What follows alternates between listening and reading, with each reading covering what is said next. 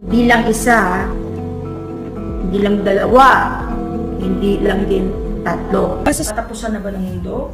Merong mga himala, merong sakit. Isa sa mga nakakagulat na prediction ni Rudy ay ang pagsulpot ng isang bagong sakit sa anyo ng bakterya. Hindi ito tulad ng COVID-19 na nakakahawa sa pamamagitan ng tao, ngunit mas mapanganib ito dahil sa ibang pamamaraan ng pag-atake. Nagbigay siya ng 7 nakakagimbal na hula na nagbigay ng babala sa mga Pilipino. Ano nga ba ang dapat nating bantayan? Yan ang ating aalamin.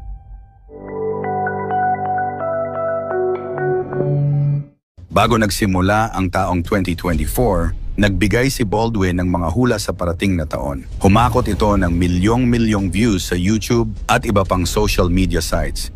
Hindi lang yan, nag-post din ito ng mga hula sa kanyang Facebook posts na sinasabing nagkatotoo nga. Naalala nitong taon na to sa Mindanao, sa BARM, pagkatapos yung national, pagkatapos yung mga barangay. Ang 7, Bulkang Taal, isang matinding pagsabog. Tara sa mga pinakamainit sa hula ni Rudy ay ang pagbabalik ng aktibong Bulkang Taal. Ayon kay Rudy, maghahanda tayo sa isang malakas na pagsabog ng bulkan na ito sa taong 2025 na magdadala ng napakalaking pinsala. Kumbaga, itong taong 2025, ito na yung pinaka-eruption ng pinakamalakas.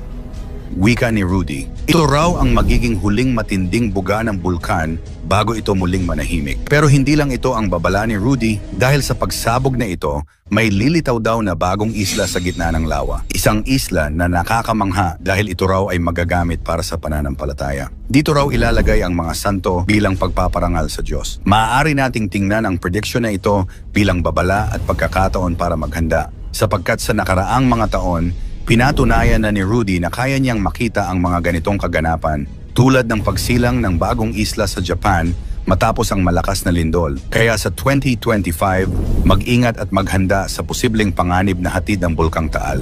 6. Himala at kababalaghan sa langit. Maraming magaganap na kakaiba sa kalangitan sa darating na taon. Ayon kay Rudy, hindi ito mga simpleng ulap at araw lamang. Masisilayan daw natin ang araw na tila halos humahalik na sa lupa, dala ang sobrang init.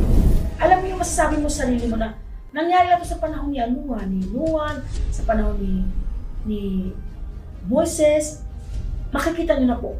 Makikita niyo na po yung sa kalangitan. Dagdag pa niya, magiging kulay apoy ang langit na nagbabadya ng aksidenteng tatatak hindi lamang sa Pilipinas kundi sa buong mundo. Ayon sa hula, 3 aksidente sa himpapawid ang magaganap sa 2025. Kung saan may kasamang kilalang personalidad ang malalagay sa peligro. Ang ganitong mga pangyayari ay babala sa atin na mag-ingat dahil kapag kumulimlim ang kalangitan ng biglaan, ito'y isang palatandaan na mayroong aksidenteng mangyayari. Pang-5, bagong pandemya. Isa sa mga nakakagulat na prediction ni Rudy ay ang pagsulpot ng isang bagong sakit sa anyo ng bakterya. Hindi ito tulad ng COVID-19 na nakakahawa sa pamamagitan ng tao, ngunit mas mapanganib ito dahil sa ibang pamamaraan ng pag-atake. Paborito raw ng bakterya na ito ang ilong at mata.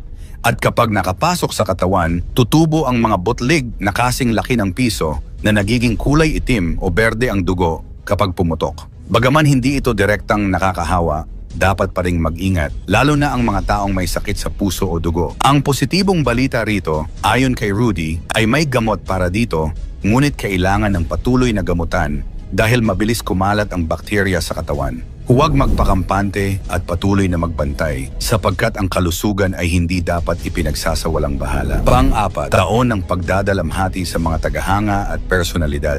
Ayon pa kay Rudy, 2025 ay isang taon na puno ng pagdadalamhati, lalo na para sa mga tagahanga ng mga sikat na personalidad. Sa taong ito, may ilang kilalang tao ang masasawi dahil sa aksidente, depresyon at sakit. Ilan dito ay mga veterano na tila hindi kinaya ang bigat ng buhay at nagdesisyon na wakasan na ang kanilang buhay. Nakakalungkot isipin na sa harap ng kamera, tila masaya ang kanilang ngiti, ngunit sa likod nito ay nagtatago ang kanilang hinanakit. Tinatayang tataas ang mga kaso ng depression at stress, hindi lamang sa mga artista, kundi pati na rin sa mga karaniwang tao. Lalo na sa mga OFW na mag-isa sa ibang bansa, may mga OFW pa na tila walang awa na biktima ng krimen gaya ng pagsunog ng buhay. Isang napakasaklap na senaryo na binigyang diin ni Rudy sa kanyang hula.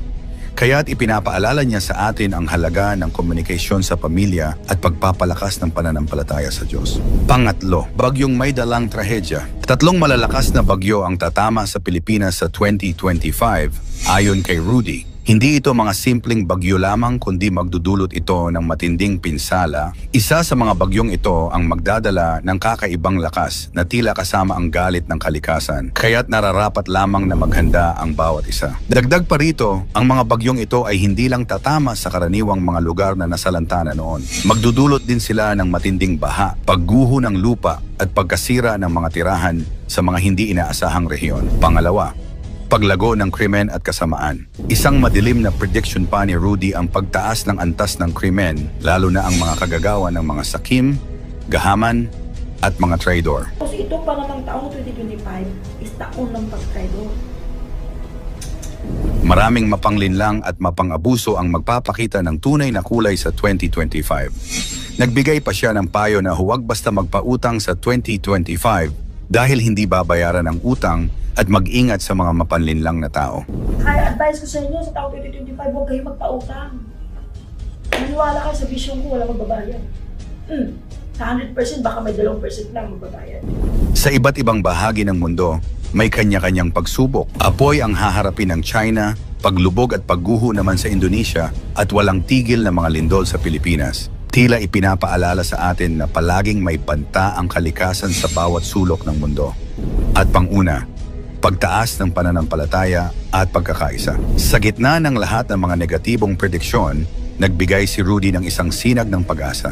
Ang taong 2025 ay taon ng pananampalataya. Maraming tao ang magbabalik loob sa Diyos at mananalangin, maghahanap ng kaligtasan at gabay. Ito rin ang taon kung saan marami ang magbabalik sa simbahan, magbibigay ng panalangin, at muling tatanggapin ang pananampalataya sa Diyos bilang gabay sa kanilang mga buhay.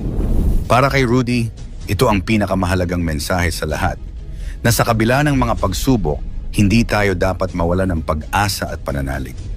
Maraming milagro raw ang magaganap sa kalangitan na magtutulak sa mga tao na magbalik loob at muling magtiwala sa kapangyarihan ng Diyos. Ayon sa kanyang bisyon, ito ang panahon kung kailan ang dasal at pananampalataya ang magiging sandigan ng marami sa harap ng mga darating na hamon.